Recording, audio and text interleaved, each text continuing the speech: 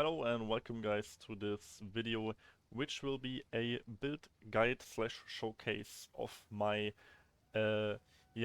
creation, which I like to call the Porcupine build. And this is kind of an evolution from that, an evolution from my last video. I will call it the shocking Porcupine build, or the Shockupine build if you want to. And yeah, this video will be a standalone video, so yeah, you will not have to watch the previous one, although I will sometimes refer to the old one and maybe mention it. But yeah, you don't have to watch it, you can just watch this one. And yeah, let's jump right into it. So the idea of the build is the same as last time. We cast Bone Cage with a huge AoE and spell cascade, and we just obliterate everything on the screen, and we just walk through and we kill everything. That's the general idea. Of course, there's a few other things, so I will get going talking about them. As you can see from the title, I went up to 1.4 million DPS. In my last video, I was at 60k. To be fair, it got to like 100k with my damage buffs. Might be a bit clickbait, okay, I'm at 600k right now, but once I am in combat, all the buffs will get me to 1.4 million, as you can see right here. So, yeah, that's obviously an insane damage increase, and as you can already see, this is thanks to Archmage. I mean, it is no secret that Archmage is one of the best things to scale your damage in the game right now, your spell damage specifically.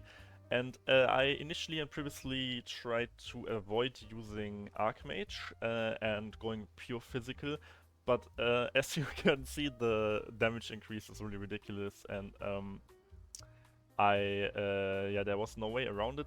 To be fair, you can obviously play the old build. It was fine for like tier 15 to 18 maps. You can kill pinnacle bosses and stuff, but once you get to like the max difficulty, right, like you're fighting max difficulty slashed, I needed like a minute and a half to kill him. And you know, if you don't mind that, that's fine and stuff, but I started looking for ways to improve my damage, and I did find those ways. Just one thing is, since we're using Archmage, this only works with non-channeling spells, right? So Bone Storm is completely out of this build now. It is a 99% Bone Cage build, and then sometimes I'm using Bone Blast. I will talk about this later.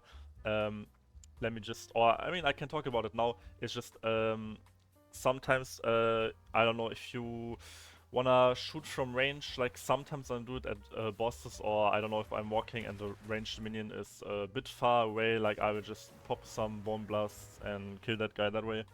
But yeah, mostly it's just Bone Cage. So yeah, let's talk about the support spells. First of all, I'm running Inspiration, which is kind of necessary. Look, if I take it out, I have 921 mana and 624 life costs. It just takes away a bit too much of your resources, so I think life tap is kind of mandatory, especially if you have really high skill level 34 like I have. It's just kind of mandatory in a way. I put life tap in, whoops. I will talk about this in a second. Also, yeah, it will just drain too much mana, and this is a Archmage mana mind over meta build, so it's just necessary. Then we have Physical Mastery. This just adds straight damage. You can see it's like 80k damage, not bad. We have Magnified Effect for the huge AoE. Then Spell Cascade, same thing for the huge AoE, and Considered Casting just for damage. Now, here's the thing, we could use Arcane Tempo, and look, we get more DPS. On paper, however, I do value the flat damage a bit more than the cast speed. I mean, don't get me wrong, you do need some cast speed to make it feel, smooth to use, but I think this is all you need, and I will get more with Arcane Search, so I would prefer the damage, so I make sure that I one-shot everything. I think that's better than having to cast twice. So yeah, that's the Bone Cage setup. then I have life tap here. So the thing is, for some bosses, like pinnacle bosses, right? Not map bosses. Map bosses I really obliterate, but pinnacle bosses. What I do is I take out considered casting and I put in life tap, and then I take out spell cascade and magnified effect, and I put in spell echo and concentrated effect. So that way, yeah, you just stand next to the boss. I will, yeah, add a clip of me killing Max Zesht at the end, and you just do bam bam bam bam bam, and you just kill him. I use life tap like this, so because I mean, you don't have to do it, but you might run out of mana if you don't. So with life tap and life leech in your passive tree, there's just no way to fuck it up. You know, you just stand there and you just obliterate the boss. So, yeah, that's the setup. In Mobilize I just use Arcane Tempo, Concentrated Effects, Spell Echo, and have just whatever, you know, just giving it damage to if I use it, which is rarely. And then also, as I just explained, I swap these out for bossing. Then we have Archmage. Blasphemy is something I use only for bosses as well. And I do this because I have the 55 spirit, so I can afford to just disable Grim Feast, activate Blasphemy, and get yeah, some Lightning Pen. Yeah, I can only do this on bosses, and it's not necessary. I just do this because I have the extra spirit, and it yeah, just gives me a damage boost on bosses. Then Blink, I use this on second Rough and Swap just for mobility. Mana Remnants and Cats on Shock I'm not using at the moment. I experimented a lot with those. In general, I experimented a lot with this build, and I died many times. Like, I don't even think I got one level since the last video because I died so many times experimenting with this build. And yeah, I will talk about those options in a second.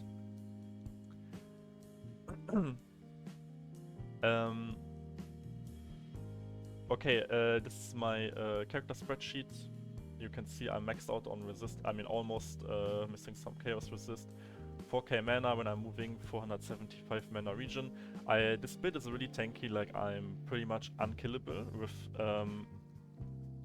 what is it called, Grim Feast. I double my energy shield, right? So I'm on 5.4k energy shield, 4.2k mana, which is like a life pool, right? Since I'm playing Mind Over Meta, and then also 3.2k life. So and I have a shit ton of life and mana gain on kill. This build is really, really unkillable at this current stage. So yeah, let's talk about the passives.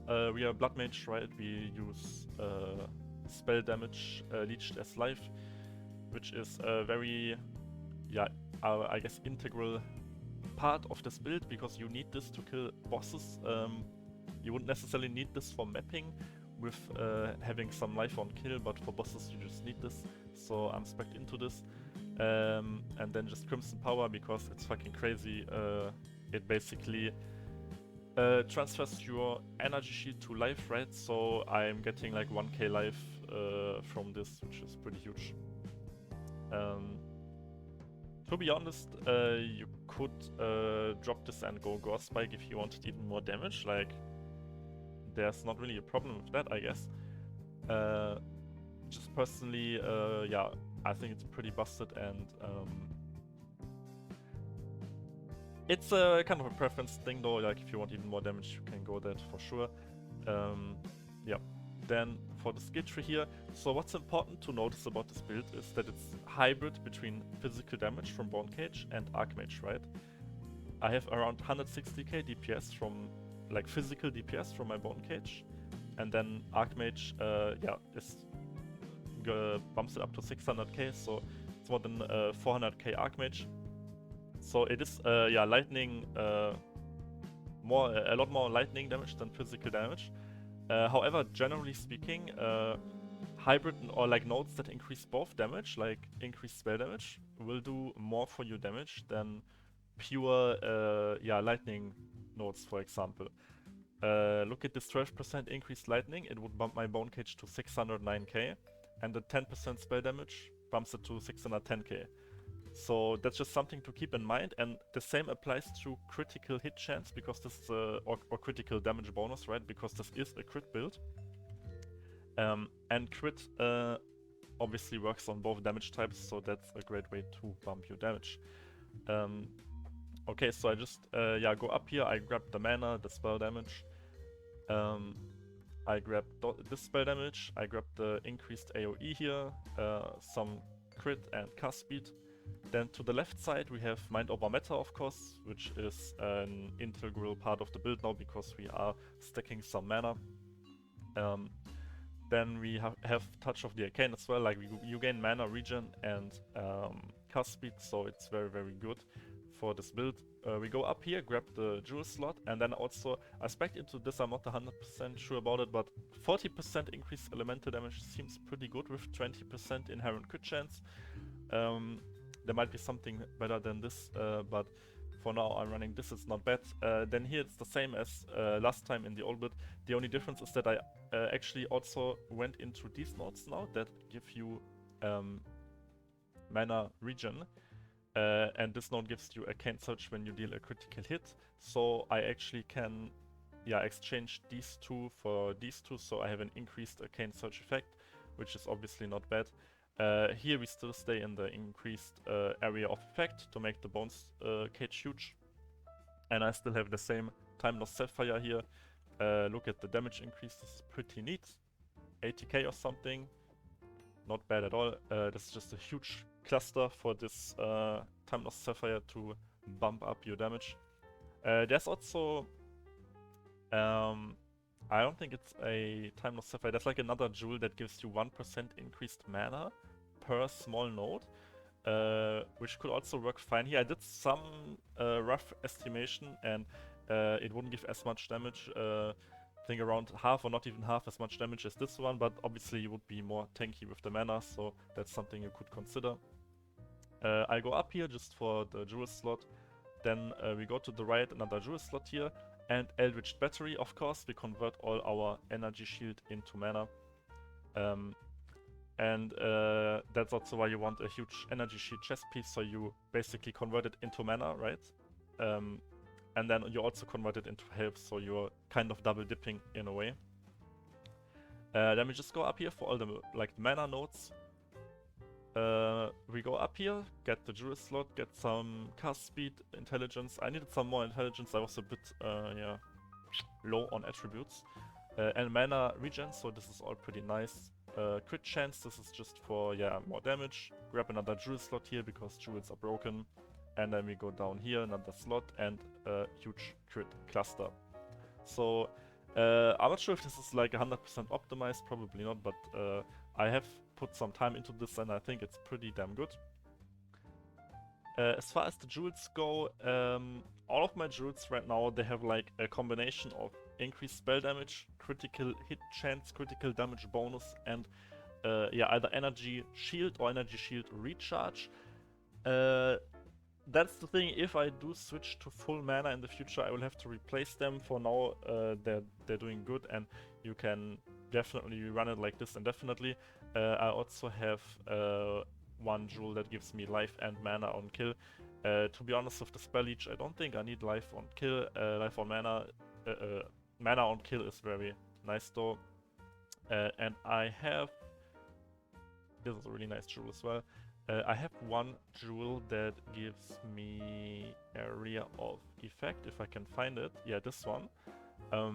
Which is also nice. It just scales your bone cage, area of effect even more. Then I have this Prism of Belief diamond jewel. This is huge for damage, +3 to level of all bone cage skills. Just gives your bone cage +3. I think it's a bit bugged, like if I take it out now, you won't see the damage, you have to like log out and back in, but +3 skills, I mean, just look, if I take out the +1 here, I lose 80k damage, right? So you do the math, it's a huge damage increase. And since Bone Cage is a very underused skill, I got this for 2 divine. Like other skills, you will have to pay like 30 plus divines for this, and I got it for 2, thanks to this being a niche build, so that is awesome. Okay, now we can go to the gear. and there's a few things to consider here, but let me just start right off. This is my wand. It's still the same as last time. It's a pretty good wand, and it yeah, gives me Bone Blast since I use it sometime. To be honest, it's not that necessary. Like, you can go with what is it called, like a Siphon wand or something, and it will be good enough.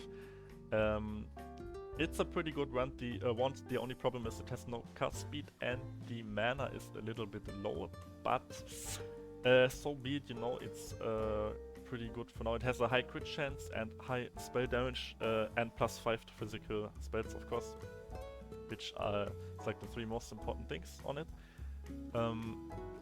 And also, what's very important to consider here is that the increased spell damage will apply to Bone Cage and Archmage, while increased physical spell damage would only apply to Bone Cage. So if you can, get a wand that has more spell damage and don't put a lot of weight into the physical spell damage. So the wand gives me like most of my damage. As you can see here, it's pretty damn huge. Then we have Focus. I think I had this last time as well. I didn't really change it, didn't get to that. This one, for example, it has only spell damage, physical spell damage, low mana. It does have +2 and critical chance and cast speed though, so it's pretty good, to be honest, not the worst. You can see it's also adding a lot of damage. Then let's talk about the bed next. I have Ingenuity, which is necessary for this build. I have a really good one here with 89%, of course, but you can get an 80% or even a bit lower. But yeah, it's very important for this build, so you can run Breach mana rings with mana regen, and whatever else you need. Life is good for this build as well. Cast speed, of course, fantastic. Resistances, whatever you need. And yeah, increase those stats with Ingenuity. Now this ring, it's not a Breach mana ring, but it still gives a bunch of mana, and I'm just using this at the moment to cap out on my resistances. I mean, look at what this ring is doing here. It basically fixes all my problems. Eventually I will want to use Stream Fragments and then fix my resistance another way, like probably have to change out this for a ring that gives a bit more resistances. But yeah, this is already pretty damn good. Then the chest piece I already showed earlier. There's a few variations to do here with this build. I will talk about this in a second, but in any case you wanna get a high energy shield chest base, because it yeah, is converted into mana and also into life, and your life is also converted into energy shield. So as you can see, this is like triple dipping in a way. And yeah, the life is converted into energy shield because we are still running at 0 sustain, which turns your life into maximum energy shield, and this is the sole thing that gives us energy shield right now, because yeah, we're running Eldritch Battery, right? So this turns your part of your life. I mean, it doesn't turn the life into energy shield, but it uses your life to generate energy shield. So this is how we gain 2.7k energy shield, and then with Grim Feast up to 5.4k with this one piece. Then our amulet, it's pretty huge. I think I paid like 30 for this. It gives 55 spirit, mana, energy shield, which will turn into mana, right? And then most importantly, 3 level of all spell skills and critical damage and some resistances. The thing here, there's yeah, again, a few things to do. I will talk about this in a second, about everlasting gaze and stuff. I'm just using this for now because it gives a huge damage boost and it gives me some spirit. I allocated Siphon to increase my mana leech, since mana is my HP bar. It basically is a part of why I'm very unkillable.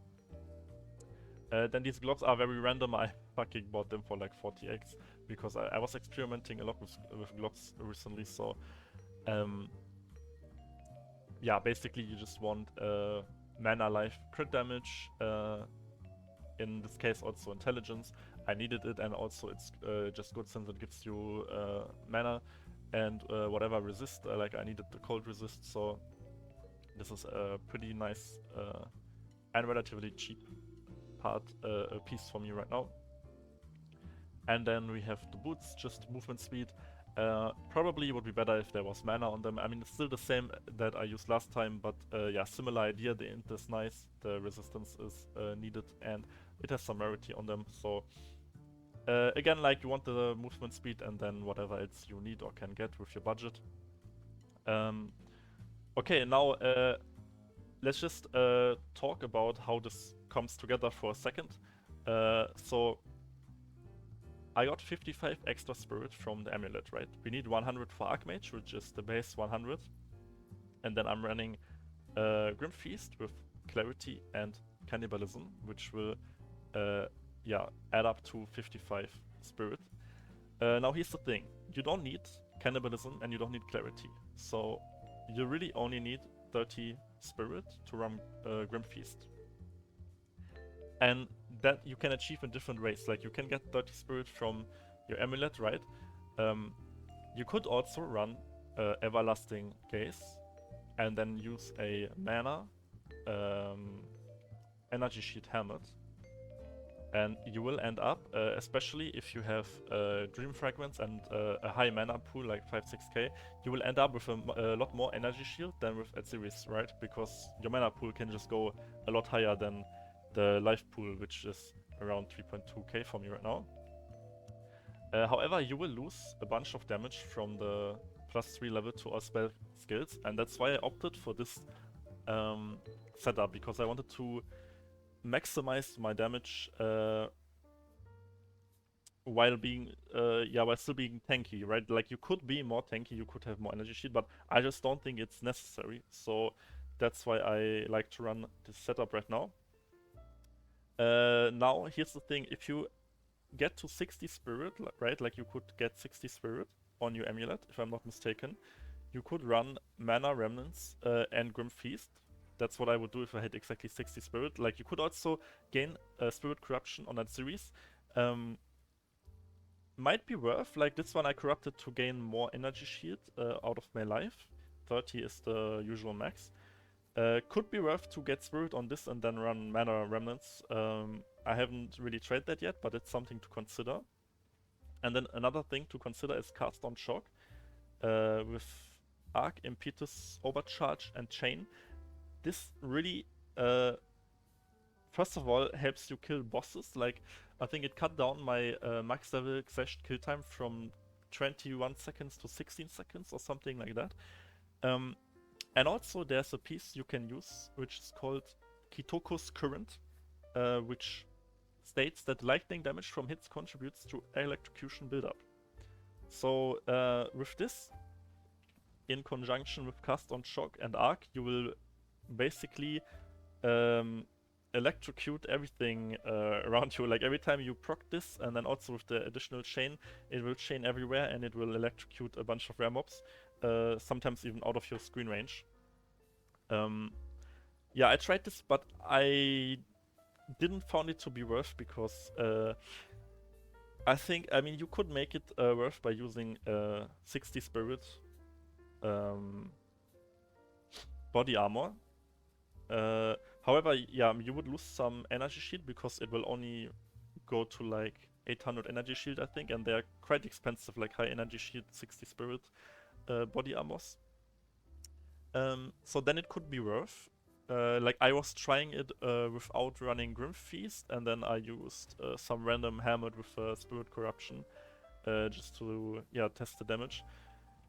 So yeah, if you do want to use this and make some adjustments to this build, like, I would suggest to run very high-end Spirit Body Armor with high energy shield, or a high-end Spirit Corrupted Energy Shield Helmet, or maybe even with that series, like, you could try going full mana as well. I think this is something I will try in the future, where I will just get rid of that series and go like ditch energy shield and just go full mana. I think if I hit like around 7k mana, I will probably give that another shot. Yeah, but for now, this is already like an amazing build. Like, I can clear any content in the game pretty damn easily. That's about it. Like, I will show you I will show you a map now with a breach and a boss. I just woke up when I did the breach, so I'm a bit EP, okay, when I'm doing the map, don't judge me. But yeah, you will see how I one-shot the boss as well, like the damage is ridiculous. Okay, so doing a little commentary over the map. That's a tier 15 map. I think it's like a little bit juiced, like the Atlas node. A breach and a boss, and yeah, you will see that I just completely slide through like a hot knife through butter. Please excuse there's like some water sounds at the start of the video. It's my girlfriend taking a shower, so please excuse these sounds. And yeah, I think that's a pretty good showcase of how strong this build is. I did troll the breach a little bit, but I think the important part is just that I one-shot everything.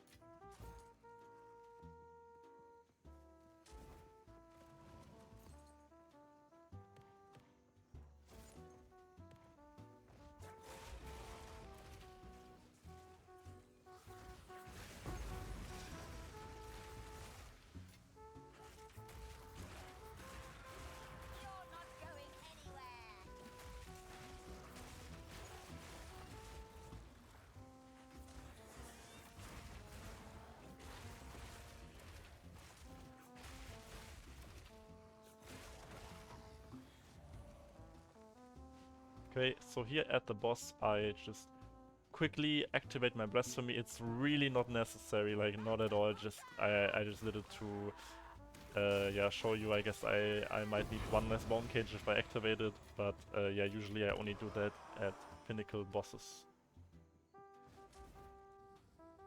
Okay, I'm actually gonna record a new Zest kill right here because the last one I had a little bit of different gear, so I'll just do it again right here. I will probably just speed up this part. It's a bit boring. I mean, I'm just walking through. As you can see, I just kill everything in one hit. So I will see you guys at the boss.